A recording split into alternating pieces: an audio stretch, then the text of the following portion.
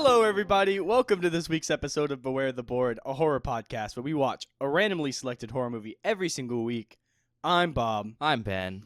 Hey, Ben. What's up? Oh, nothing much. All right. Well, nothing that's too crazy. great. As long as your week's going good and nothing horrible's happened. Okay, I didn't say that. That's all we can ask I did not for. say that. That is not what I said. That it's all smooth sailing and there's no stress whatsoever. No, I promise that nothing terrible could have possibly happened in the past week and a half or whatever. It's fine. Everything's fine. I'm here, and we're recording the podcast, so everything is okay. Bare minimum. What do bears have to do with any of this? I don't know. They're small, right? Shut the fuck up, Ben. Okay. Well, I guess, do you have any horror news this week? I have quite a bit. I know you do because I sent you some of it. Yeah, but you did send me some of it. We'll start with the thing you sent me, because why not? It's Okay. a cool little thing. In Terrifier 3 news, a new guest appearance in the film has been announced. Tom Savini has been teased to at least be in the film. Who knows how little or how much? I don't know if... I read the article, but it didn't say how big of a role he'd play. Yeah. But I'm hoping it's similar to the level of Felissa Rose in Terrifier 2, because that would be cool to see him do quite a bit. She's in that film for quite a couple scenes, and she's pretty cool. I would love to see him. I also looked at that article because obviously I sent it to you. Yes. And I saw it and I was like, I wonder if this happened because of that convention we went to. That is exactly what I thought, because it looked like Damien Leone and Tom Savini were getting along really well. Yeah. For anyone who didn't listen to whatever episode we did our convention talk on. Oh, I don't remember when that happened. Back in, what? October? Yeah, so we probably did that episode in November or something. Yeah. I think it was on a board episode. Anyways, point being is we went to a panel and it had Damien Leone, Tom Savini, and Greg Nicotero. Greg Nicotero, together as a panel, and it was really funny. It was so cool. Because Damien Leone was just geeking out. Yeah. Because he was literally at one point he literally said, yeah, you guys are the reason I do this. You guys are so cool. And I agree, they are so cool. And it seemed like it might have been the first time they met. Yeah. Yeah. And at least on a professional level. Yeah. And they were all very, very funny and very enjoyable. It was good. It was a very, very good panel. I don't know if that was my favorite panel, but it was very, very good. Okay. Bouncing off of that to somewhat related news, and I could not believe it when I saw this article on Bloody Disgusting, okay? I think I know what article you're talking about. But Were go you ahead. also on Bloody Disgusting? I think we've talked about it. My phone gives me a news feed, and it's targeted, and if I click on a bunch of Bloody Disgusting stuff, it just gives me a bunch of I just have the app, and I just look at it all the time. Stuff. Because, I do this podcast That's and I fair. have news. Dark Star Pictures has announced that they picked up a new film called Wineville, which is wild because we've already seen this movie off the podcast. We watched it at the convention. Oh, that is what you not were the news thinking? I was thinking of. Yeah. It's getting picked up for an actual release, which is super cool. Because we met the director, we met, she's also in it. And we got to watch an early screening at the convention. It was one of the movies they were showing. Yeah, that's Super cool. That's cool. I just thought maybe we could talk about it. Because we didn't talk about it yet. No. So it was screening really late at the convention. I think it was the last day. It was the last day, last movie or the something, last right? full day. Yeah, true. And it was the second to last movie this year at the convention. So in the previous year, they'd booked out the movie theater next door to the convention hall. And this year, they were doing it in the convention hall in a screening room. But point being, there wasn't a lot of people there just because of when it was. So I think we were one of maybe 10 people in the audience. I was going to say 10 to 15 maybe, yeah. But it was cool. We got to talk to the director afterwards and stuff. So that's super cool that it got picked up. Yeah, I thought maybe we could just talk about, if you're interested in this movie, what we thought of it. Because, we're never going to... We might watch it at some point again on the podcast, but I doubt it because people have already seen it. We watch it together. I think I like it more now than I did when I initially watched it. It grew on me afterwards. If That's that makes fair. Sense. We'd have to rewatch it, I think, to give it an actual review because it's hazy. It is hazy because my it was very memory's late. never good anyways. But if you're interested in I think the coolest part about that film when we talked about it was the fact that it is a slasher movie that feels very Texas Chainsaw-esque, but it's set in a winery, and the winery aspect is super dope. They do some cool shit. Yeah, the winery aspect was the coolest part of that film. Yeah, it's such a cool location to set a horror film like that because they actually use the environment of the winery to do some sick stuff. And hint, you know what kind of looks like blood? Wine. Red wine. Yeah, it's actually a pretty good film. I enjoyed it. So if you're interested in it, check it out. Okay, next thing. And this is the one that I was like, this is big news. I've seen like TikToks about it. No one will fucking stop talking about this. WB has announced a full release for their game Multiverses, which is like the Warner Brothers Smash clone, basically. They're just taking all the characters that everyone loves from any WB property, and they can fight each other in like a side-scrolling battle game. Okay. They've announced Jason Voorhees as one of the playable characters. Makes which sense. is cool. Yeah. I appreciate that. That's kind of a fun one. Because, like, imagine being able to play as Jason and just murder Bugs Bunny. That's awesome. You know what I mean? See, they probably have to tone it down some. Yeah, And well, I'm- yeah. It's like animated and he looks like Goofy, but it's still cool. But I'm curious how they're gonna tone down some of his violent aspects. Yeah. Well, he looks really like he's really big in like the cartoon. He looks very like classic cartoon muscle guy. That's cool. Yeah. I thought that was a cool little piece of news. Okay. Last thing. In news about movies we both like, My Bloody Valentine is receiving new content. After 15 years of no updates, Blumhouse has announced that they are working on a new My Bloody Valentine film, which makes me excited yet hesitant because we've not watched My Bloody Valentine 3D. No, I mean I have. Yeah, we've watched it on the podcast, and I've never seen it, but I love the original film. It's one of my favorite films we've watched on the show. So much so that I have the steelbook of it, and I've seen the uncut version and watched some of the director commentary stuff. Well, let's be honest. You have the steelbook because I told you had to watch the uncut version, and you were right. It's so much better. so much better. But I'm excited about this. I don't know how My Bloody Valentine 3... I know it did well in the box office. I don't know how well reviewed it is or anything like that. It did I think it made like $100 million Yeah. at the box office. It did. I read that in the article earlier. So, Yeah, I pulled up the article because that's the one I was thinking of. nice. I'm glad I got back around to it.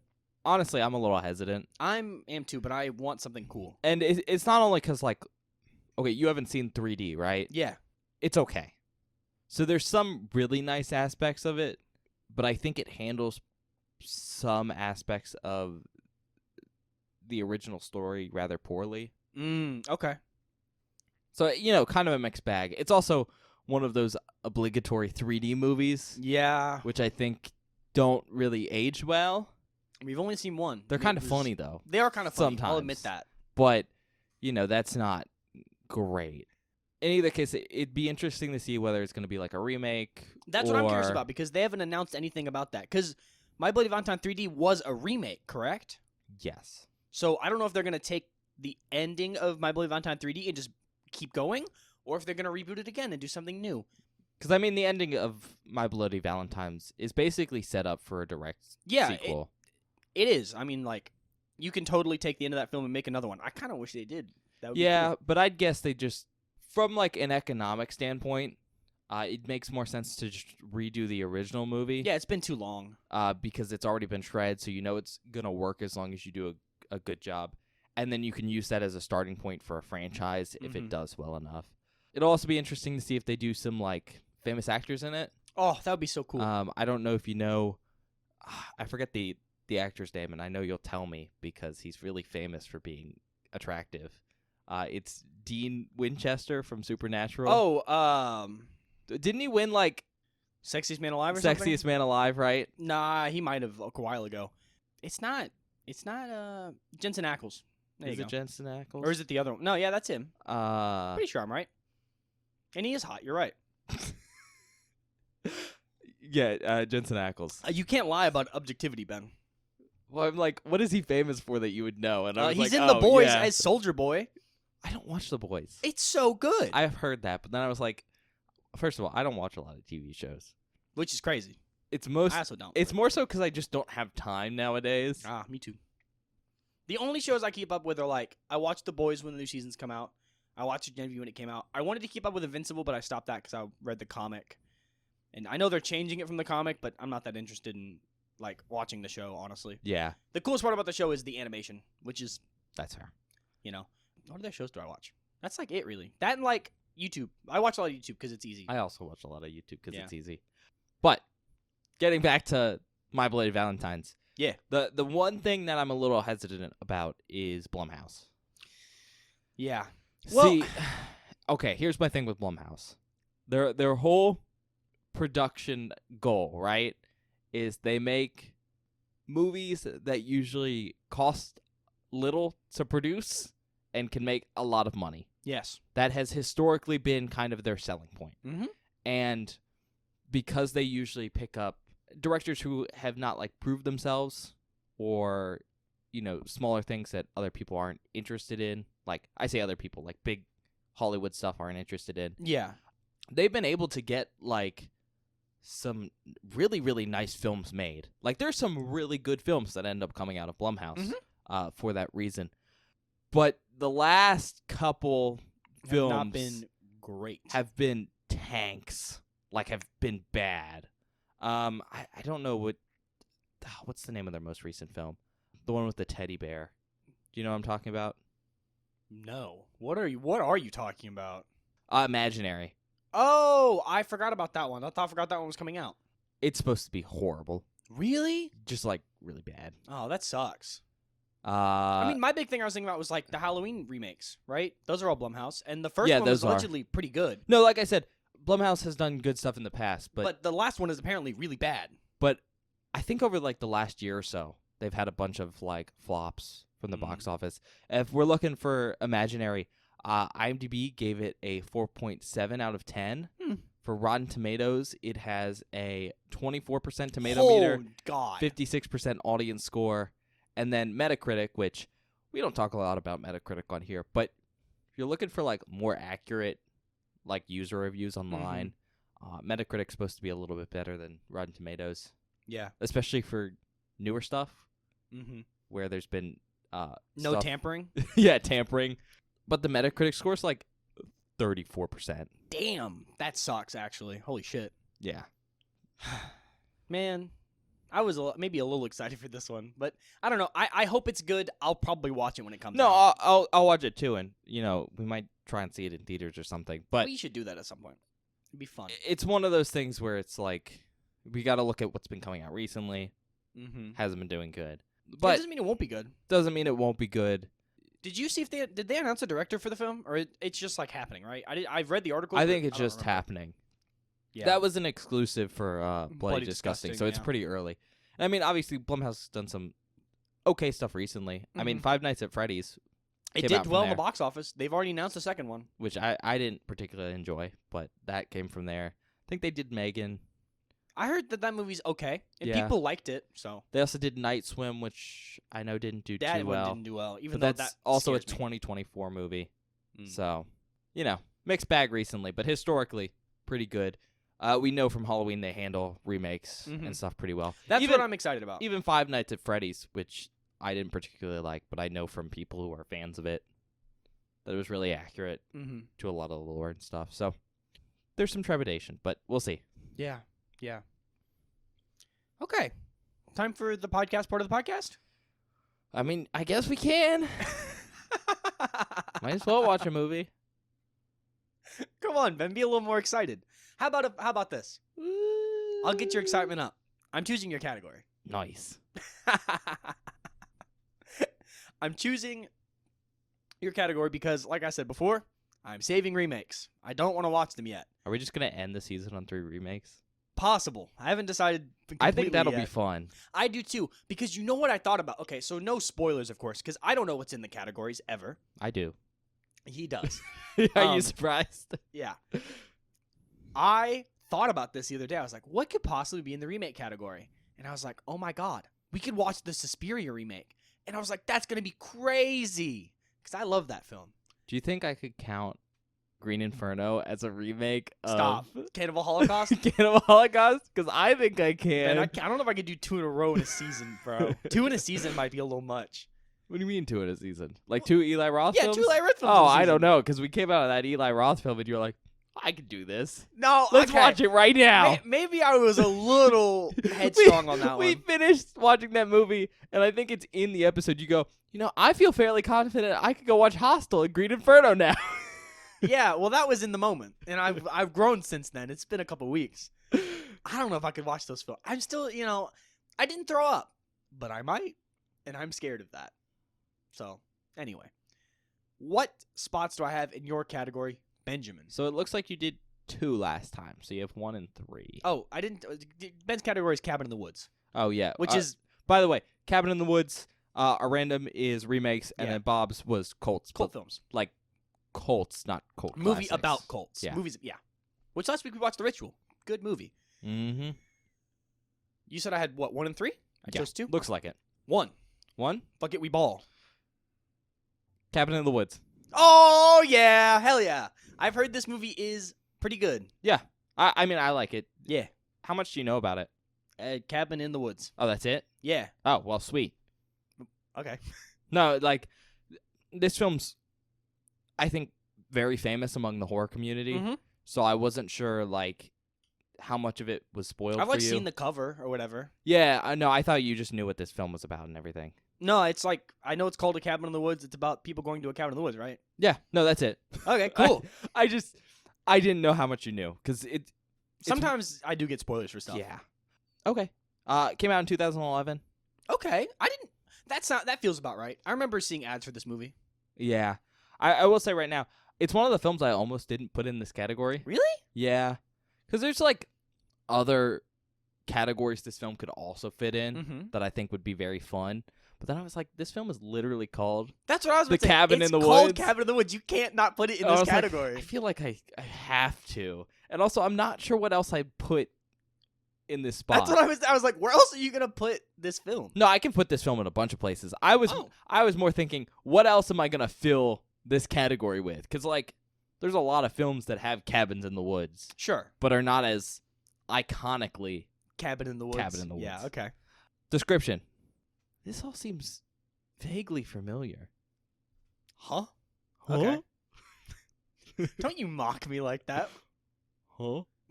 that Kind of sound like Hank Hill. was really good. Talk about shows I watched a lot as a child. Oh, I watched so much King of the Hill. Because, when you grew up in the early 2000s, Yeah. you thought I was going to say 90s, didn't you? Nope. When you grew up in the early 2000s, at what, like 8 I was going to say 8 or 9 o'clock. 8 or 9 o'clock? It swaps to Adult Swim It Cartoon swaps Network. to Adult Swim, and they only played King of the Hill for the first, 2 hours growing up. Because it's, like, mildly okay for children. Yeah. Well, Mostly. I mean, it's like an animated sitcom, essentially. Yeah. Very good show. Oh, super good. Looks like they're bringing it back, right? I think they are, yes. Anyways, sorry, that's off topic. Length of this film, 1 hour, 35 minutes long. Normal length Pretty film. short. Well, you're right, it is a normal length film. It's pretty short for us recently. That's true. We've been watching long movies. And, slight aside, you say normal length film. That used to be a normal length film. Yeah, I guess stuff's been running long.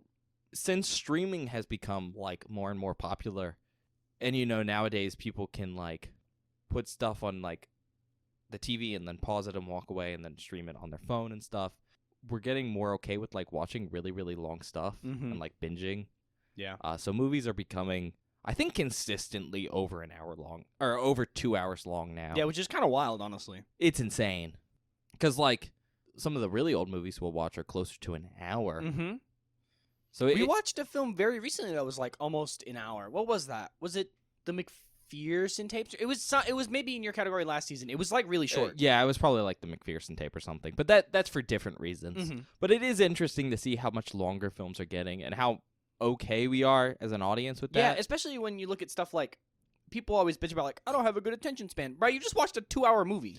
Oh, yeah. But it's so weird to think about, I don't know if you remember, when we were little, and a film that was close to 3 hours was insane. No, that was insane. Do you remember The Lord of the Rings? Oh, my God. I was going to say, the Pirates of the Caribbean movies. Those two, yeah, they're fucking long as And balls. nowadays, it's yeah, whatever. let's go watch Dune. It's 6 hours long. Just weird stuff. It's interesting. Sorry for if sure. that was kind of an aside. No, but, it was relevant. rating, it's rated R. Oh, thank God. Makes sense. Review scores, 7.2 out of 10 for IMDb. Tomato meter gave it a 92%. Hell yeah. An audience score of 74%. I'm excited about this one. This is one of those horror movies that, as someone who wasn't a fan of the genre before we did this show, I was vaguely aware of culturally. I'd heard of it. I've heard it was good, and I'm excited to watch it. No, it's really good. I watched it fairly recently, too. Really? Yeah, last month. Damn. Did you watch it with some friends or something? No, it was playing at, okay, this is kind of a local thing, but we have something called the Louisville Gore Club. Shout out to them. They're really cool. They are really cool. But they host, a weekly thing at, it's like a comedy club. It's called Planet of the Tapes. but they do what every Sunday starting at 8. Goes for like 4 to 6 hours. Yeah, they watch 2 or 3 movies, right? Like 3 movies, and so it's free admittance. There's Free a bar popcorn, there, right? so you get free popcorn. You watch the movie, you can drink and stuff. It's pretty a lot cool. of fun. But they played The Cabin in the Woods as their opening film like a month ago. Hell yeah. Anyways, awards, 20 wins, 34 nominations. Holy shit!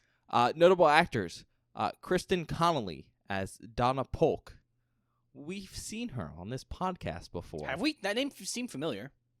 You probably don't remember her, but Okay. we have seen her. It was on a little film in season 2. Holy shit! We're going back to the past. They Live Inside, I believe, was that season title. Yes, that was. This is probably the film that I think horrified you the most that season. No way. Is she from the Bay? Yep. Holy shit! She is from the Bay. That's awesome. I believe she's Stephanie in the Bay, but I believe she's the mother character. Oh, okay, yeah. I know what you're talking about. That's cool. This is kind of a fun one. Not sure if you knew this. Chris Hemsworth Whoa! as Kurt Vaughn. This is awesome. Or Vaughan? I don't know. Yeah, Chris Hemsworth's in this movie. Hell yeah, dude. Obviously, he's really famous now. Everyone knows him from his most famous role, the Huntsman in Snow White and the Huntsman. Shut the fuck up. He's also been in, he was also Thor in Thor. Yeah, I was like, what are you talking about? You know, he's more famous for some things. Yeah.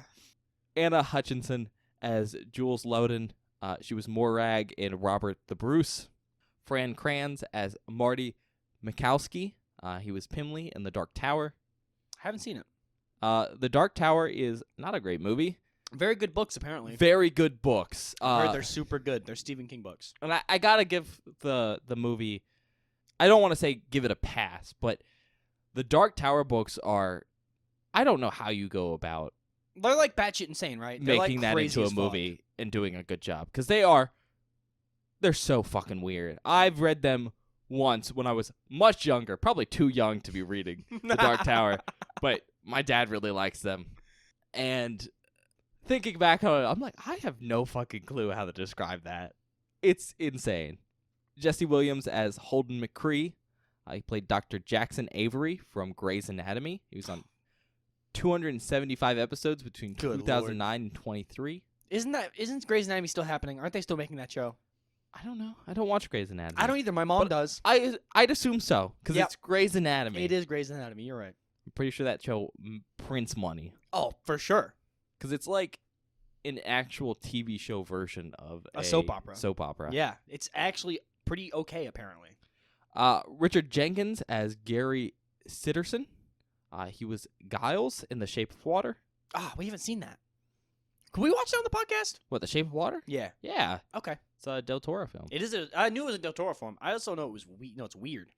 Yes, Bob. I mean, Well, it is a Del Toro film. You're right. Those two it's a Del things are Toro film, synonymous, but you know what it's about, right? Yes, I know what it's about, Ben. It's a monster love story.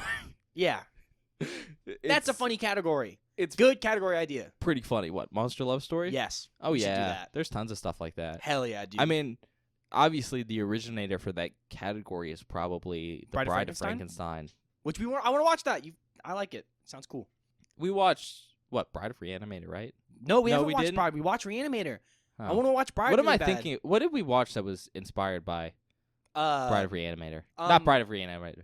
Bride of Frankenstein. Return of the Living Dead Part 3. That's what we watched. Yep. Weird Slips movie. my mind. But that is a weird movie. But I like it. It's a cool movie. the main female zombie looks rad as She's fuck. so cool, bro. Bradley Whitford as Steve Hadley. He played Dean Armitage in Get Out. Oh, I haven't seen that. We need to. There are so many films we need to watch for this podcast. Yeah, We don't have enough time, bro. We're trucking through it. We've really put a dent in the pile. Yeah, it's insane.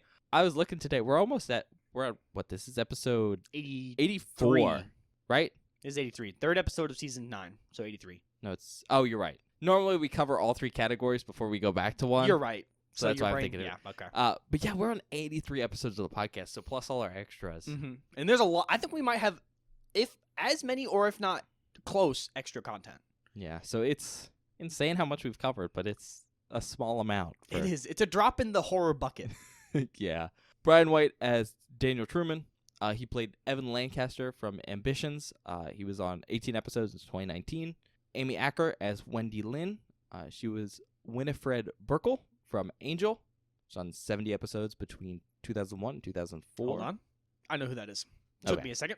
And then Tim DeZarn as Mordecai. He was Philip Watson in Spider-Man 2002.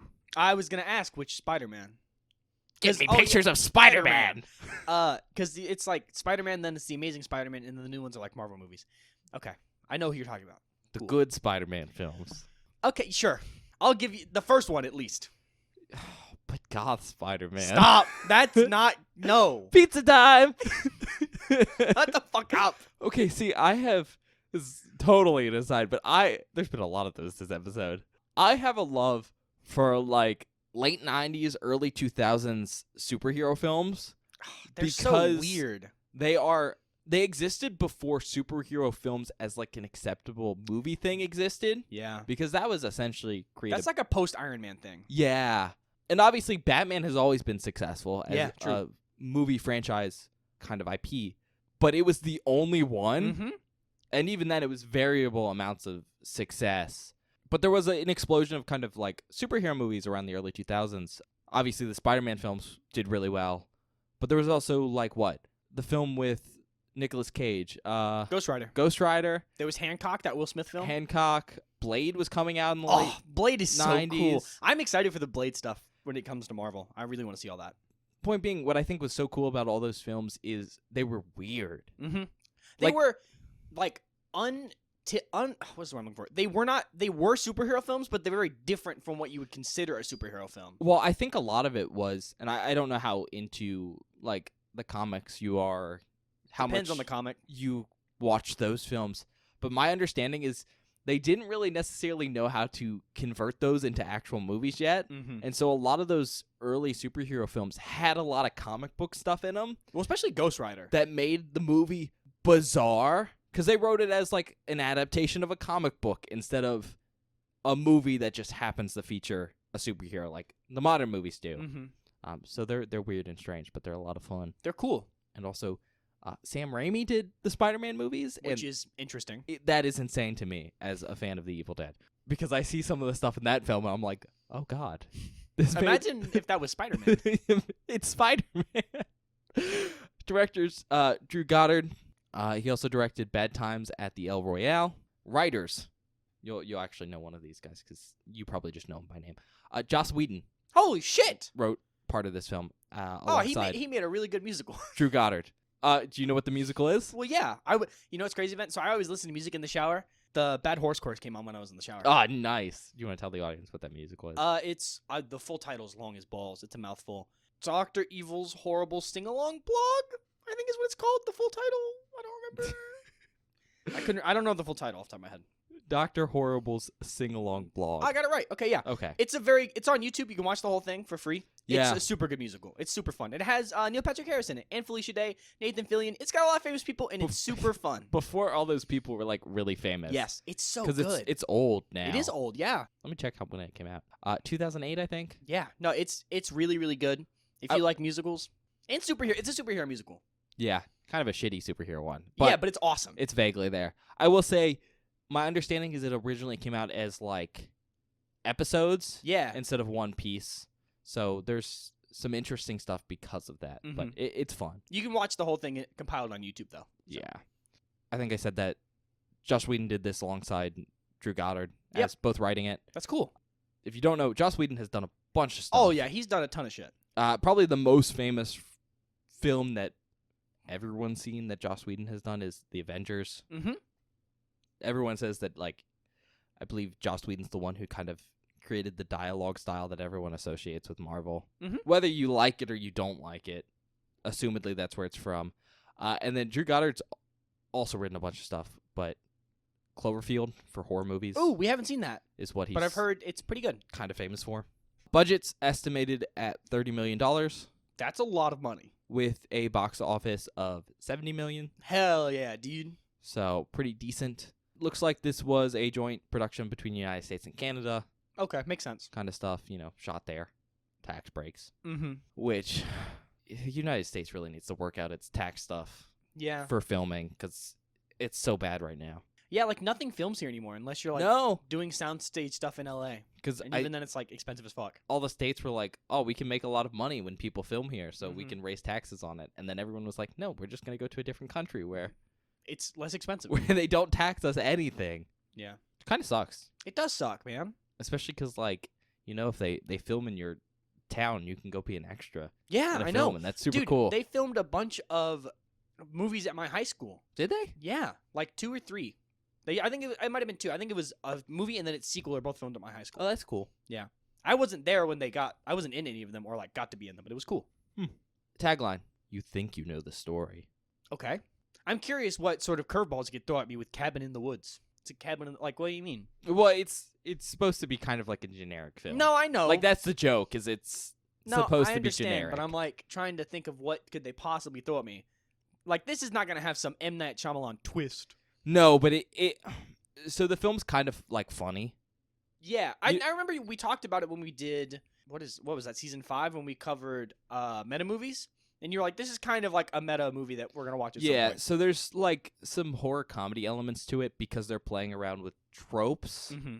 But a lot of the tropes are just the simple fact that, like, there's been a lot of films that are set in cabins in the yeah. woods. So why don't we make a film that's just super generic? Ah, okay. Like, so generically Cabin in the Woods, and we'll Mhm. call it Cabin in The the Woods. Cabin in the Woods. That's kind of awesome, actually. It makes sense to do like a comedy thing if you have Joss Whedon writing, because very funny writer. Yeah. So, get into facts now, right? Sure. This is the directorial debut of Drew Goddard, Oh, cool. so that's pretty cool. This is not, however, the first time Goddard and Whedon have worked together. They previously worked on both Buffy the Vampire Slayer and Angel together. That's sweet. Goddard was a writer on both. Like I said, this is partially a Canadian film, so filming took place in Vancouver, British Columbia. Looks like it was filmed between March and May 2009. Holy shit, they filmed 2 years before they released it? Yeah, so this is where we get into some of the weird stuff with this film.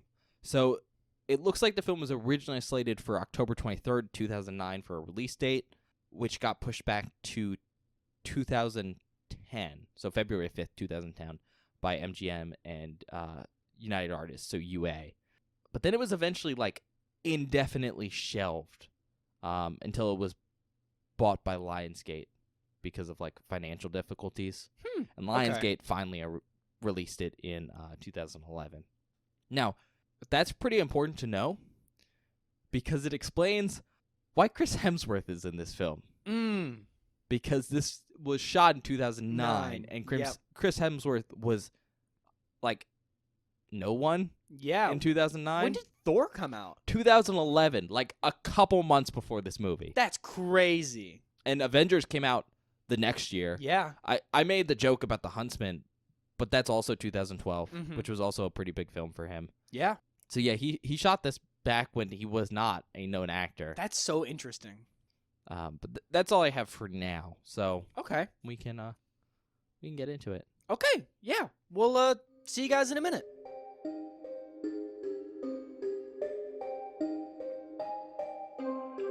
Hi everybody, welcome back. We just finished watching The Cabin in the Woods. Like it? I think I don't want to say it's my favorite movie we watched on the podcast. I don't want to say Are that. you gonna top Day I of don't the want to say that Dead? because like they're very different films, but this one is just so fun. No, it's a fun Like movie. I had such a good fucking time watching this movie with you. And I'm really curious, not to spoil anything you're going to talk about in the episode. I remember at one point you told me something happens in this film and you think it like hurts it bad. Like you don't like it as much as you want to like it because something happens. Yeah. And I'm really curious what it is because I didn't see anything that made me want to go like I hate this movie or something. Oh, that's fair. I'm really interested. But Okay. I like the movie a lot. No, that's a good thing to bring up, and we'll talk about that. With that being said, first thing right out the gate, go watch this movie without spoilers. Yes. If Oh you my can. God. Please watch it without spoilers. I'm so glad I got to watch it. I without was having so spoiled. surprised you didn't have spoilers. Oh, for it was this movie. so fucking satisfying And- and cool. And I was trying not to. I asked you and was surprised, and I was trying to jump around why I was excited about that. Yeah, dude, it's so fucking rad. But yeah, please go watch it without spoilers. I'm going to try and give a description here that doesn't give any spoilers for the most part. Yeah, sure. So it's not going to be a great description of the movie. But please go watch it blind. I'll give a brief description, and then we're going to go into spoilers. This whole review is going to be heavy spoilers. Yeah. We're not going to have a spoiler section because it's just all going to be spoilers. So if you're interested in really enjoying this film, please go watch it blind. That being said, what's this film about? Well, there's these 5 friends. It seems like they're still in college, but near the end of their college career. And one of them, I believe it's Kurt, played by Chris Hemsworth. Yes. He has a cousin who recently bought this cabin in the woods. I don't know if the cousin's ever been out there. Very clearly, Kurt and his friends haven't. And they are going down there for the weekend to go, like... party and hang out. Yeah. Classic, college kid shit. College kid shit. And they take their RV camper down there because... oh, my God. Is this what ruined the movie for you, the RV? No, the RV was too much? I hadn't thought about it before, but they have a full-ass RV camper. Yeah. With room inside of it. And it's like, they could go anywhere. They have a camper they could sleep in. But yeah. Instead, they take the camper to this cabin, and they all sleep in the cabin. And bad shit starts to happen. Really bad shit starts to happen.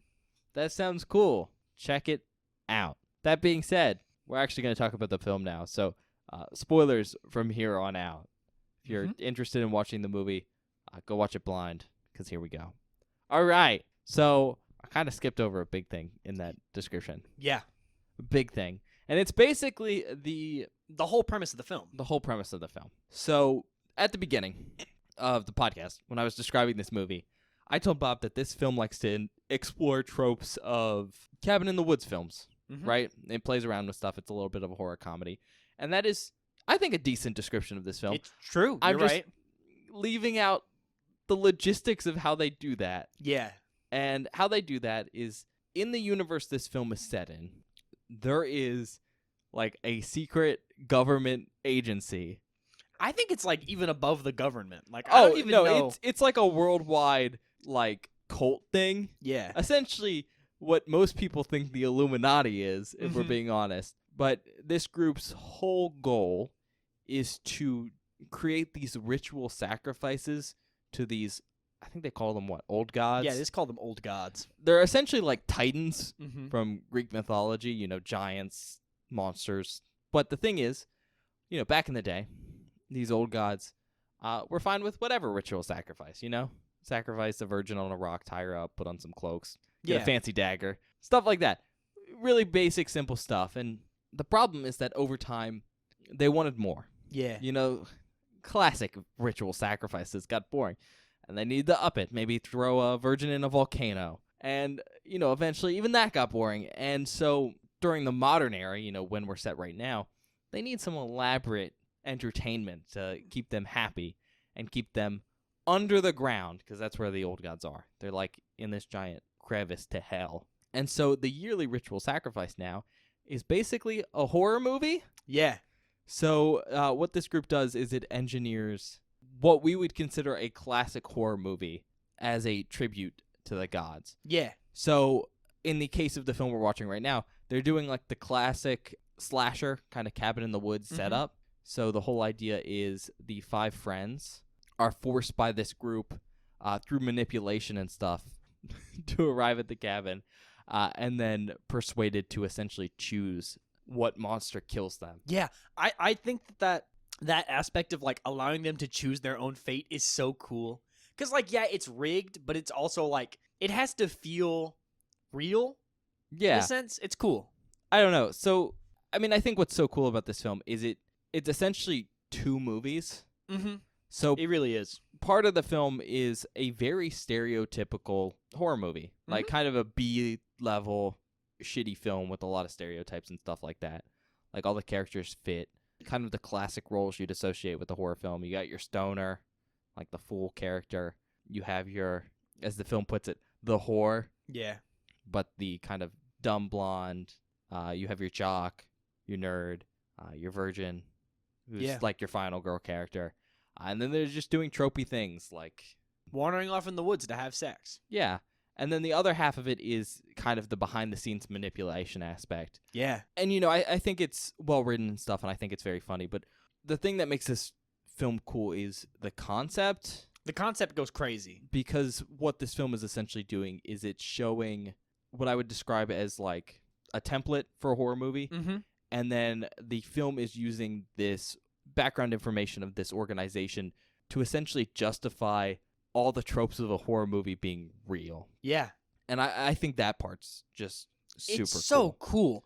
I love like all of the dumb explanations they come up for why these characters are like doing the things they do. Yeah, it justifies all the tropes you see in horror movies. I mean, I think the most evident one is at one scene, Chris Hemsworth's character is like, all right, guys, we got to stick together. Mm-hmm. And then they gas him with some type of chemical. And he's like, this isn't right. We have to split up. Yep. It's so cool. And that's really, I think, the thing that makes this film work. Is all just this, oh, this is kind of a trope in a horror movie. It's kind of stupid, but let's justify it now. Mm-hmm. And making it justified makes it feel so much better when like they do dumb shit, because it's like, oh, it feels, the fact that the dumb shit they do that is a trope in a horror movie is ingrained in the actual plot and story of the film itself makes it so much more satisfying. Yeah. With that being said, probably the coolest like part of that whole justification process is that this universe can actually kind of slot in to basically every horror movie. Yeah. So, like I mentioned earlier, the kids have to choose how they die. Yeah. So how they do that is there is a basement in this cabin. Mm-hmm. I say basement. It's a cellar. Yeah. Kind of same difference. And the cellar has a bunch of objects in it. And the idea is that the kids pick up an object and they interact with it. And the one they interact with essentially is linked to a specific monster. Yep. That this organization has in the basement below where they're doing all this testing stuff. And, whichever object the kids choose, they get that monster.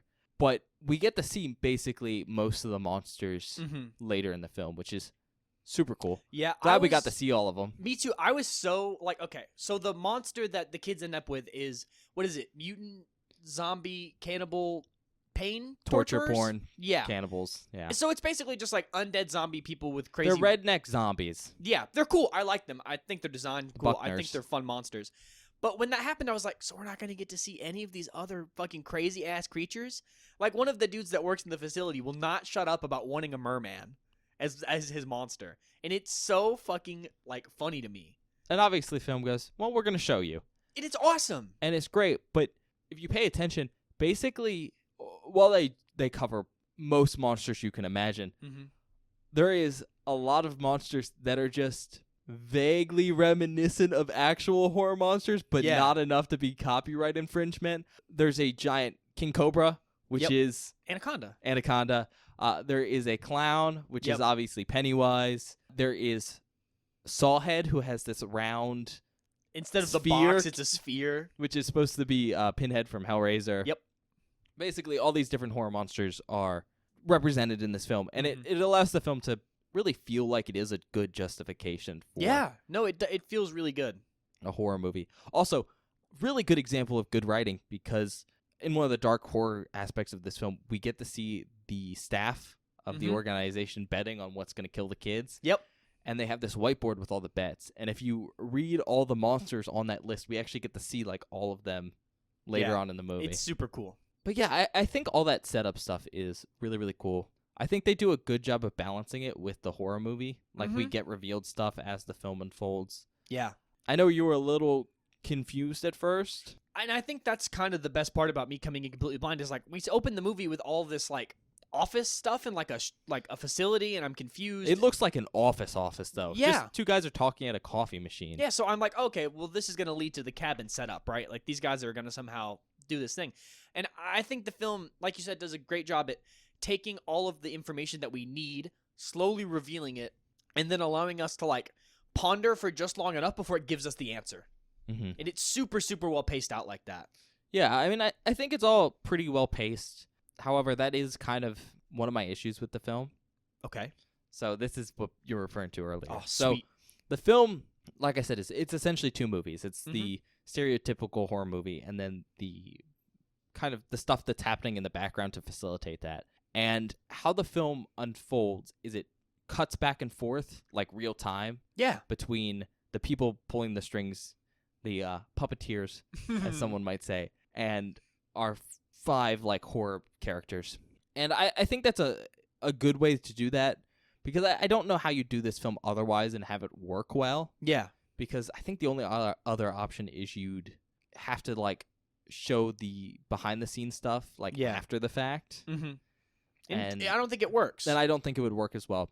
But I think the big issue I have with this film is it loses the punch of the reveal of just like how much this organization is puppeteering things. And I'm okay with that. I think how the film is done right now is probably the best workaround for that contrast. But there's certain things I'd wish they had waited to reveal. Such as? I mean, I have one big example, but I do think they could have pushed back the reveal that there's this organization in the background, at least until the kids get to the cabin. You think so? I think it opening with that is so much cooler. It is. I'm not sure how the film would turn out then. I haven't seen any cuts. But there is one thing where I'm like, I wish that had been changed. Okay. One thing. And it's the big issue I have is right at the beginning of the film, we see an eagle flying. Yep. And it crashes into a wall. Yep. An invisible wall. Mm-hmm.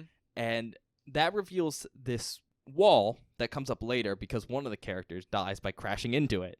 Horribly. And it would have been such a shocking and impactful moment if we didn't know the wall was already there. Okay, you know what?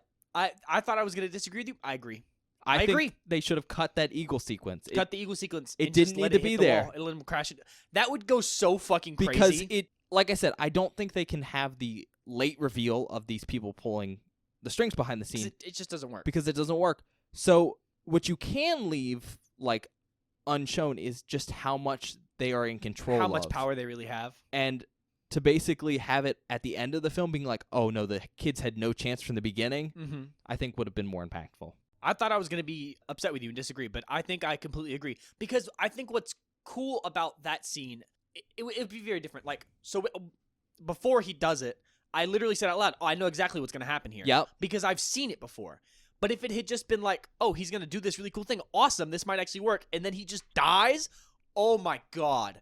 That is so, so cool. It's just two very different emotions. It's like the satisfaction of knowing that something is going to happen and it being cool rather than the shock of something happening and it being cool. Yeah, and I think the shock would have worked better. Plus, it's that whole reveal of they're fucked. They are fucked. Like, there's no chance, and there's never been a chance. Yeah, so it's kind of the issue with this film. Yeah. I think before I get into any of the other cool stuff, because there's a couple things with, like, good writing that I want to talk about. Oh, this film is really well written. I just want to say right now, tons of references. Tons. I mean, I already talked about the monsters, but honestly, part of the reason I wanted to put this in a different category is because I knew Bob did not yet have kind of the background information for this film to like work completely for you. Sure. For instance, we still haven't seen The Evil Dead yet. Nope. And the whole cabin in this film is such a reference to The Evil Dead. Really? Not even just like the cabin itself. A ton of stuff in this film just reference like The Evil Dead. That's awesome. Because The Evil Dead's like the pinnacle of like cabin in the woods stuff. And there's again a bunch of other references spread out. That being said, I think the big thing we should talk about now is just decent writing. I would say it's more than decent. Like, dude, I mean, look, all the characters are written really well. Yes, the character writing is crazy good. We haven't talked about it yet. Marty's my favorite character in this film. Marty is also my favorite character. He's the fool, so he's the stoner. He's very witty and he's funny, but he's also like pretty smart. Yeah. He's kind of the, I don't know, audience surrogate for like seeing that something's up. Yeah. And it allows him to point out like all the discrepancies and what's happening. Yeah, but it feels, it's so ingrained in like, oh, he's a pothead stoner, he's just paranoid, that it works perfectly because none of the characters want to believe him. I think the point I'm going to make here is him doing that allows us as the audience to pay attention to things that we might miss otherwise. Yeah. And I think that makes the tight writing really effective. So a really good example of this is we learn in the movie, like throughout it as stuff is revealed, that this organization is manipulating how the characters act to better fit like these horror archetypes that they need for their ritual sacrifice. So like I said, they have like these 5 archetypes. One is the nerd, who we learn originally is just a jock. Yep. Like a musclehead jock. Chris Hemsworth character, who is the jock. Like that's his archetype. but is a sociology major Mhm. here on a full ride scholarship. Yep. So he's a actual nerd, the again quote unquote whore, who's a pre-med Yep. like science person who is not really promiscuous. Yep. The virgin who is Not a a virgin. And then Marty, who seems to fit the most to the fool aspect, but is smart. Mm-hmm. And, you know, we see their character change, like behavior. But I don't know if you paid attention. All their outfits change, too. Yep. It's super besides good. Marty's, but, like, the nerd character goes from, like, tight clothes to, like... Tight clothes and, like, shredded. Yeah, but then they put on more clothes so it looks baggier. It's, like, buttoned up. He puts on glasses. Kurt, the jock character, throws on his, like, Letterman jacket. Mm-hmm. His girlfriend, so the whore character, like, gets in booty shorts. Mm-hmm. I thought that was all subtle. That's really cool. Yeah, and it's not even just, like, subtle stuff on their clothing. It's also, like, subtle stuff in the writing. Like, they do such a good job at, like, establishing these characters before the changes. Like, there's this really awesome scene at the beginning of the movie where they are talking about, like, going to the cabin and stuff, and, like, nothing has really changed just yet. And Dana has, like, books in her backpack, because she's, like... Dana's the virgin character. Yeah, she... what is it? It's like... It was some book about... It's like fall of the Soviet economics Union, yeah. and stuff. It's like a bunch of economics and stuff. And... Oh my god, what's her name? Not Dana, the other one. Jules? Jules is like... What do you need this for? Blah, blah, blah, blah, blah. And then Kurt comes in, and at least me, I'm expecting him to be like, oh, fucking books. But then he's like actually talking about the books. I'm like, oh, yeah, this actually sucks. You should read this instead. It's way better. Yeah. And then you slowly see him like turn from like, oh, I'm like an intelligent person who reads and does stuff to like, I'm just some meathead with a dirt bike. Yeah, and, you know, to execute that, you have to work hard. No, it's really tough And because so- you have to lay so much groundwork for it to work. And they somehow do it in, what, like 5 minutes Yeah. of pre-ground work? And it's all background stuff that, like, if you don't catch it, it doesn't really affect your enjoyment. But if you catch it, it, like, raises it so much. Yeah. And, again, that's how they do a lot of the storytelling in this film. Like, that's how we learn about, you know, the shady government organization thing. Yeah. Is from the background information. Like, how they manipulate people. It's just the little hints of, like, oh, we're pumping in pheromones now, stuff like that. I think one of the best examples of this, though, is... Okay, big spoilers here, obviously. Sure. But they have to kill everyone in a certain order. Mm-hmm. Well, I say a certain order. I'm pretty sure they have to kill, like... Everyone else, and then the virgin has to and die then last the virgin or live. last. And it seems like they might have to kill the whore first. They did say that. The whore must die first. And I think she explicitly has to, like, show off her body before she dies. But to make a long story short, they kill off Marty. Yeah. Except they don't. And they don't realize they don't kill him off. But the film reveals he's not dead really early. I don't know if you were paying attention, but after every death, they do a blood sacrifice where they fill these diagrams. Holy shit. And when I forgot about that. Marty's the second to die. The first one fills normally, but when they fill the fools, there's an earthquake and it cracks the things he's not cracks dead. his thing. I wasn't paying attention to that. And then the full reveal, right before we see him actually show up, we have the maintenance department. No, the electrical department be like, there was interference from upstairs. Happened to the wires. Which upstairs is the cabin. So lots of cool little stuff like that. Aside from that, I think the only other really big thing to mention here for like cool things this film does, and it's probably like, look, if you're not this film is made for horror fans. True. To be honest, like so much of this is enjoyable if you know the background information. Obviously, if you like meta narratives and like kind of a dark comedy, this is a really good film. Oh, yeah. But a lot of the little good bits are there for people who know the references. With that being said, if you don't care about that and you care about something like gore and practical effects, this film is great. It goes crazy. I have seen some of the background information, like on the DVD Blu-ray stuff for this film. It's all really cool. It's one of the films I'd recommend getting the Blu-ray for to watch that, just because there's so much of it. You know, it's been a while since I've seen it, but my understanding is the director kind of went, we should do as much as possible with practical effects, and then regretted it immediately. That's incredible. So this film looks great. All the effects look great. They use CGI a lot too, but it's that really good version of CGI where it's very clear they had a background. to put stuff over. And they only use it where they really have to, with stuff that's like Like the there's a giant ghost. snake. Yeah, there's a ghost, there's a giant snake. Like, that has to be CGI. But, oh my god, everything looks great. Oh, it's so cool. But it's so awesome. So much of a pain. Yeah. Like, there's these giant sets that are just covered in blood and viscera. Lots of, like, zombies and dead bodies, like bile, gross liquids. There's a couple shots where we see, like, 10 or 12 monsters running around in the same shot. Mm-hmm. And I know those took, like, days to make. They keep all the monsters in, like, these elevator glass cubes thing. Mm-hmm. And they had to make a model to make all the cubes move around correctly. And then they had to practically shoot all the monsters in the cubes. Obviously, there's an individual creature design. Mm-hmm. But one of the most crazy things they did is the control room. Oh, it looks so sweet. It is...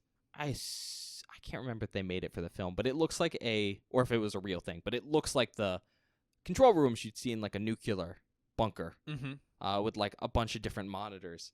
And if I remember right, each of those monitors are real, and to shoot the sequences when they're playing stuff on the monitors, they had recorded it in advance and are playing it on the actual monitors. That's so fucking sick. For the actors to interact with, which is insane. That's so rad. So, point being, this film was really cool if you like practical effects. There's never going to be anything like it again, because they made it and they were like, no, this But was it's stupid. so awesome. But yeah, it's super, super cool. Like, I think the escalation of this film is one of my favorite parts, because for most of it, you get, like, you know, of course, the zombies are attacking the college kids, and that's cool, and you get to see them get, like, fucked up and, like, stabbed and stuff. But the escalation from that to all of the monsters at the end of the film is just fucking... It's like you're slowly going uphill, and then it spikes, and it's chef's kiss. It's so fucking awesome. It's, like, one of the coolest things I've seen in a movie ever. Yeah. And I mean, obviously, this is like a dark comedy, and it accelerates to straight up end of the world. It's awesome. With a really cool way to end this film. Mm-hmm. That is super CGI, but I do know they shot practically as well. I don't know if they used that footage at all, but they did shoot a practical version of that end scene. I don't even know how you would do that. It was very hard. It's on the Blu-ray, by the way. Have you seen... I've seen so the practical cool. version of it. If you're curious, a hand shoots out from the ground, and they had to make a miniature model. And oh, that's so cool. On that note, I don't necessarily have anything else to say about the movie. I do have 2 extra points I'd like to make, but do you have anything specifically about the movie you'd like to talk about? No, I don't. I just can't stop thinking about how cool the movie is, man. No, it's really cool. All right, then I'm gonna make my last 2 points, and then we can move on to recommendations and stuff. So, first point, I didn't mention someone that's in this movie. Oh yeah, and Bob didn't know who it was. Yeah, I didn't. Who was that? So it's the actor playing the director character. Yeah, that's who it's supposed to be. You picked up on that, right? Yeah. She's like the person in charge. You just don't recognize the actor. Yeah, I don't right? know who the actor is at all. No, never seen them before. No, why? Am I stupid? Yeah. Oh god, that was Sigourney Weaver, Bob. Whoa! Well, she had like red hair. No, she didn't. That didn't look like Sigourney Weaver. That was Sigourney Weaver. There's no fucking way. Am I losing my mind? Yeah. I'm going to show you a picture of Sigourney Weaver in this movie. There's no way that's Sigourney Weaver. Are you fucking kidding me? Do you know what we've seen with Sigourney Weaver in it? Alien. Yeah, she was Ripley. I know. She's also just really, really fucking famous. Whoa. That's kind of crazy. I looked at you and I was like, are you sure you don't recognize her? No. No need to shame me. Jesus. Well, it is shameful, Bob. I'm sorry. No, that is Sigourney Weaver. Damn, that's kind of crazy. Yeah, she was apparently fun to work with. She's cool. And was apparently excited for this movie. I think, again, it's been a long time. I wish we'd seen a xenomorph or something crazy. That would have been awesome. I think you see something that looks like a xenomorph in one of the background images. Yeah. It was either that or Pumpkinhead, but you see it in one of the TV monitors. Of the cubes, yeah. What I was going to mention, though, is it's been a while since I've seen the Blu-ray because I don't own it. I've just looked at the features from someone who had it. I think so. There's a werewolf in this film. Oh, it looks so cool. It looks really great. It's like the Wolfman from the Wolfman. But I'm pretty sure they put it in the movie because Sigourney Weaver just really wanted to see it. Awesome. So really, that's so really cool. Okay, final point I want to make, though, is I would love to see a sequel to this film because, look, it's really cool. It's a really cool concept. It's a super sick concept. Of like this, I'll give you that. An organization pulling the strings behind like a horror movie. I think that's great. Obviously, this ends on the world's fucked. Yeah. Kind of ending. Like, it's the end of the world. We're going to be thrown back into the Dark Ages. It's not even the Dark Ages. Like, straight up monsters taking over the world kind of stuff. Yeah. Humans are going to die. Because, So, like, all that shit's going to get out, bro. obviously, you can't have a literal sequel. Mm-hmm. But I would like to see, I guess, a prequel, but something set in the same universe, But before this one. but before this one. That would be really cool. So, from my understanding of how this works, it seems like there's different Facilities. I wanted to talk in about different this, so I'm glad you countries. bring this up. And it seems like to me that obviously they can only do this, I think, once a year. Yeah, like it's a there's yearly thing. specific ritual day they have to do the sacrifices on. And it looks like different organizations tackle different movies. Mm-hmm. So it seems like the Americans are specifically set up to do like Cabin in the Woods style horror movies. Yep. And they have their own list of monsters they can pull from. But very clearly other countries have different things to do. Now, we don't really get to see what the other countries are doing. Except for Japan. We do get to see Japan. And it's rad. And Japan is doing a ghost thing. Mm-hmm. But what I think is so interesting about it is it's set very explicitly at, like, I think it's an all-girls It's a children's kindergarten. school, yeah. Which is bizarre because that tells me there's different murder criteria. Yeah. I I love the line where someone goes, "How fucking hard is it to kill these 9-year-olds?" It's so good. But, I mean, I don't know if you saw the other ones. The one from Buenos Aires basically has King Kong. The one from fucking Madrid looks like a war scene. And so the point I want to make is, like, it'd be cool to see maybe Other some of facilities. these other facilities. I So agree. we get to see, horror movies still, but, like, Mhm. other genres of horror movies. Yeah. I mean, this No, is I think it'd be rad. Cabin in the Woods. Why can't we see, like, creature features or something like that? Yeah. Or J-horror. Oh, no. You know, Very scary. I think there's a lot to explore, and it would be cool to see this framework worked some way else. Yeah, I agree. Plus, objectively, I think the most interesting part of this film is the whole shady organization thing. Mm-hmm. And the reason the stereotypical movie part of this film works is because they're revealing the manipulation as we go on. Yeah. I think if you did a sequel, you could frame it solely from the shady manipulative segment. Interesting. And That'd be have cool. the movie part be super secondary. So you could see more of the background stuff. And I think that'd be No, I think that'd be so Neat. cool. I really love that we get to see the other, like, parts of the other organizations and their scenarios and stuff. hints to how big the world is. Yeah, and I think that's really, really rad. And I also think it, like, hints to how big the organization is. You know what I mean? How Oh, yeah. massive and world-spanning it actually has to be. And how unfortunate they are this year. Yeah. Everything goes wrong. I love that they're like, yeah, Japan's number one. They have 100% success rate. No, not today. I Yeah. also like It does show, like, so we have a couple characters, like, drive home, like, how unfair this is to the Mhm. people being sacrificed, because it's Yeah. like they don't have a choice. You guys are rigging it. But I think that goes to show just how much of a chance they have. mm-hmm. I mean, literally everywhere else failed, Yep. which means it didn't work out. And that means that this one can fail. So the characters do have a chance. Yeah. Not to mention they have the crazy old man, the Harbinger, Mordecai. right at the beginning, who goes, "Don't go that way or you'll die." And they're like, "We have to tell him." It's really cool. And like I love that so many of them fail in the setup because it's like you couldn't just do one of these because if it fucks up, the world would end. So you have to do a bunch of them and hope one of them passes. Yeah. And it's super, super cool. Contingency plans. Yeah, it's really, really rad. Man, cool movie. Yeah, it's cool. That being said, you ready to do recommendations? Sure. Go ahead. If you're a fan of horror movies and you haven't seen this film, oh my god, you should watch this movie.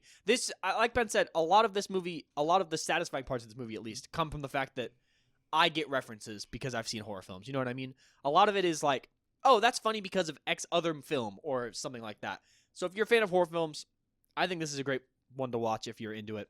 If you want a meta movie, this is very different than something like Scream or I Know What You Did Last Summer and its meta qualities, but it still exists and it's still really, really cool. It is very meta, but in a more overt way than something like Scream. So that's super, super dope. Like Ben said, if you're into practical effects, man, they look really, really good. Like, I can't think of anything in this film where I went, that looks bad. You know what I mean? Like, all the practical stuff looks really good. There's a practical head at one point, and it is really good. Oh, it's straight up one of the best practical heads I've ever That's seen. what I was like, that's probably the best one I've seen. It's fucking phenomenal. So it's super cool for that stuff. I think that's it. Okay. Right off the bat, big fan of horror movies. check this out. So much of the film is references. Even the framework for how stuff is set up is references to other things. So it's just a really cool film to be able to watch and be like, I know that, or I recognize that, or this is reminiscent of that. And because of that, it's really great to watch with friends that are also into the genre, because you're probably not going to catch all the Easter eggs, but if you have a friend there, you guys can point stuff out together, and that's super fun. If you're a fan of like tight writing, a lot of this film works because they'll put in little clues here and they'll be revealed later on in the film. So if that sounds cool, great. Dark comedies, you like those? This movie's very funny. People also die. So horribly. In some of the most fucked up ways I could possibly imagine. But that fucking merman, man. That fucking merman. Aside from that, though, I think for my last little recommendation here, and this is going to be a little bit of a weird one, but, this got this shady government organization thing that's got a bunch of monsters locked up. If you like SCPs... Holy shit. I didn't even think about that. Holy shit, They kind of remind me of... That's exactly what this is. Yeah. Oh, my God. So if that sounds cool, check it out. I remember what my last recommendation was going to be, and it was going to be, if you like sick-ass monsters, there's so many in this movie, and they're all really cool. Oh, yeah. And I forgot practical effects, obviously. Yeah. Man. Okay. You got to rate it, Bob. I know. Okay. I was thinking. Because, do I want to give it a 5? I think you're going to. I might. No, I will. I love this film. I think it's so fucking fun. You started this review by going, I don't want to say it's the best film we've watched. No, my favorite, not the best. Oh, okay. It's not the best. I will say objectively, it's very, very good, and it's phenomenal, and, I enjoy it. But I would say, it's not high art. Oh, in the same way that something like The Exorcist is, you know what I mean? But it's fun as fuck, and super enjoyable, and it's just the perfect level of B-movie schlock tied in with actual fantastic film that it works. That it so perfectly encapsulates everything I want in a horror movie like this, especially the ending. I thought I was going to hate the ending. No, the ending goes so hard. The ending is so fucking good because it's perfect. The ending of this film is the perfect way to end a movie like this. Especially because it's where else were we supposed to go? Yeah, where else do we go? Oh, it's so good. I'm going to give it a 5. This movie's phenomenal. All right. I think I'm also going to give it a 5. Honestly, I think the film's really well executed. Like I said, the writing's really good. All the practical effects are really well done. But more importantly, maybe this isn't the greatest film ever to some people, but if you're really into the genre like me and Bob are, it's super cool. And when you combine that with the dialogue and stuff, Joss Whedon does a pretty good job writing jokes and stuff. It's very funny, too. And so, all around, I think it's a very, very enjoyable experience. So I really can't see myself giving it anything but a 5, especially because it's such a cool concept. Honestly, I think my only big takeaway from the film as a negative, and it's not something I'm going to take away points for, but it's one of those films that I don't think is as good on rewatch. Don't get me wrong. There's a lot of Easter eggs, and like I said earlier, a lot of the fun is watching with someone else because you miss stuff sometimes, and you can have it pointed out by someone else. What monsters are referencing what, obviously. Yeah. But I mean, a lot of the enjoyment of this film, I think, on the first watch is the slow reveal of what's happening, and you just don't get that a second time around. That's fair. So I'm not going to take points off from that because obviously watching it a second time is not how the film's made, but sure, it does kind of suck. It does kind of suck. I think that's why watching a sequel would be so fucking cool, or a prequel or something. Yeah, because you already know the setup. Yeah, I doubt it's going to happen, obviously. Oh, it would be awesome, though. What, 15? No. I was thinking 14 years? Came out in what, 2011? No, 13 years. Yeah. Yeah, it's 2024. 13 years. I doubt we're going to get a sequel. But, although I will say, in hindsight, this movie's much funnier because it's got Chris Hemsworth in it, and he's so much bigger now. Yeah, no. At one point, I literally was like, oh my God, he's so fucking young. Yeah. That was 2009, Chris Hemsworth. God. That was the year Iron Man came out. That's fucking I thought crazy. Iron Man was 2008. No, I thought it was 2009. We both might be wrong. I don't fucking know. 2008. No, you were right. Fuck me, I guess. Okay. All right, we'll go to outtakes. Yeah, there might be a lot. Sorry. The movie was very funny and enjoyable. So I think we marked something like 51 individual pieces, and there's no way there's going to be that many. I don't know how many were good. Yeah. Well, see you guys in a minute.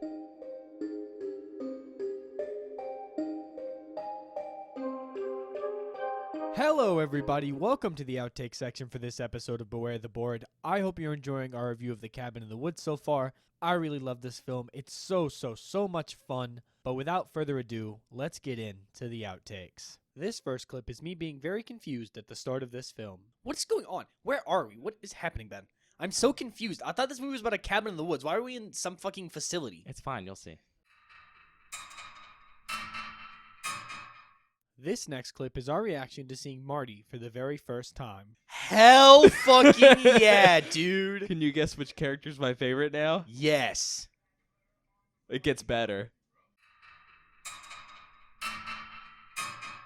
This next clip is our reaction to one of the coolest things that Marty has. That's the coolest thing I've ever seen in my life. I want one. His telescopic, like, bong is Telescopic so cool. bong? That's awesome. Like, I don't smoke, but I look at that and I go, I want one of those. No, me too. This next clip is us making a really funny reference. Oh, they have a dirt bike. Hell yeah. I wonder if they're going to hit a kid with it. Like, that's a deep cut, but it was pretty funny. I wonder if his dad will be mad. I think he might be so mad. So mad that he summons a demon. Punky head. This next clip is me having the proper reaction to watching Jules make out with a taxidermied wolf head. It feels like something bad should be happening right now. I don't like how much tongue she's giving the wolf. It makes me uncomfortable, actually, in fact.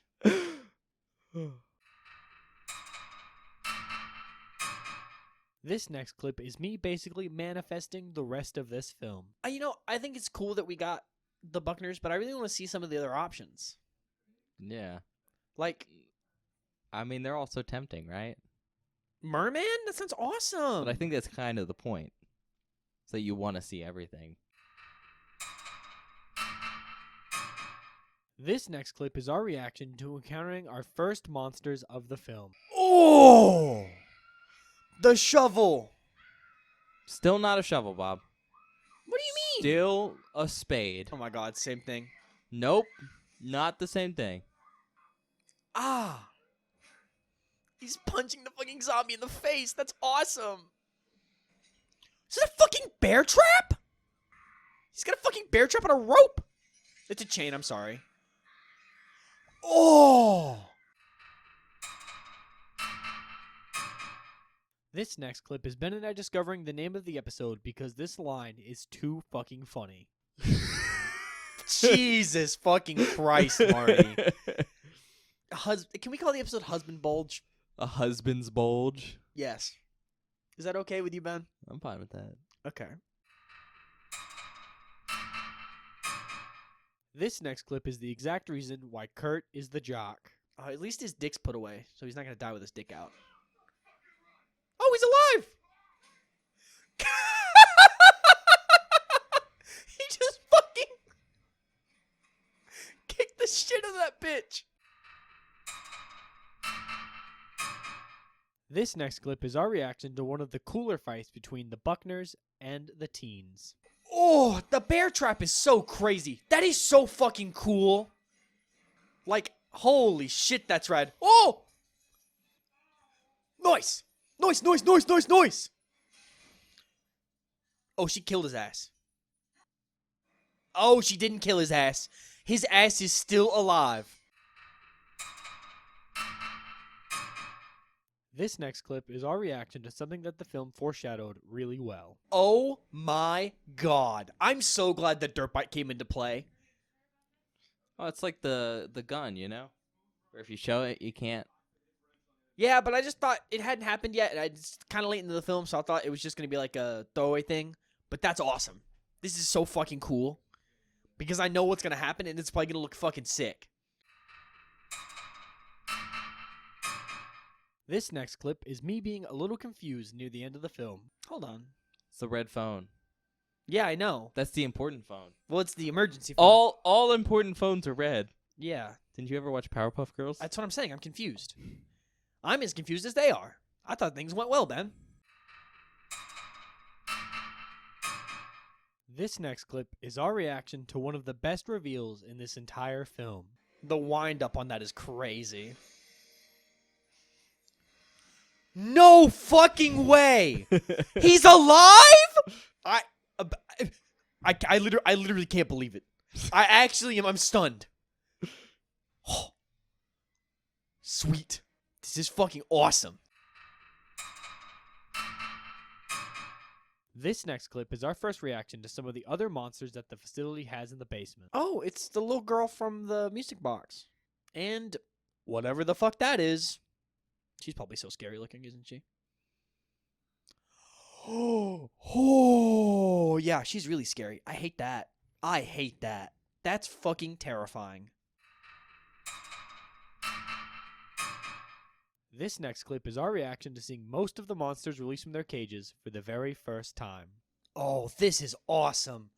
This is so fucking cool, Ben. Oh, just wait, it gets better. Because you think it's going to be cool.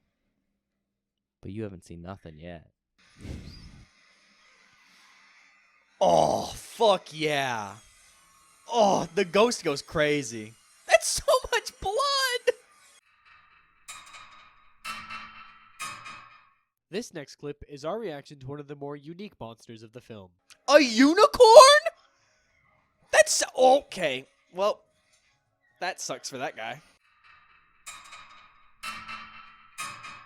This next clip is our reaction to finally getting to see the merman. Ew! The merman! Let's fucking go! Oh, he got killed by the merman. That sucks for him. He wanted to see it. He did want to see it. That's disgusting, by the way. It has a blowhole? Come on.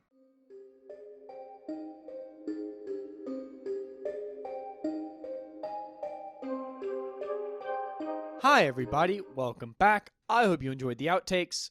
Do we have any announcements, Ben? Nothing new. Same ones as before. I thought so. You know, Father's Day, birthday episode coming up. Same day. Maybe doing those 3 movies we still haven't released yet. So besides that, you know, usual spiel. Check us out wherever you get your podcast.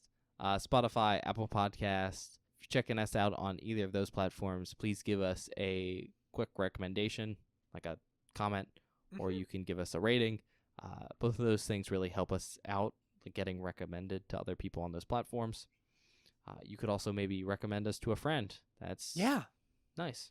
Aside from that, we're also on YouTube, which, while not the greatest for audio-only content, nice because it shows us engagement. You know, we can see likes, subscriptions, views, stuff like that. YouTube also has a couple interesting tools that you might be wanting to check out. There's a search function, which lets you search all our videos for key terms. So if you're looking for a movie title, you can check it out that way. There's also a bell button, which lets you get notified whenever we post something new, in case we're posting something out of our usual schedule.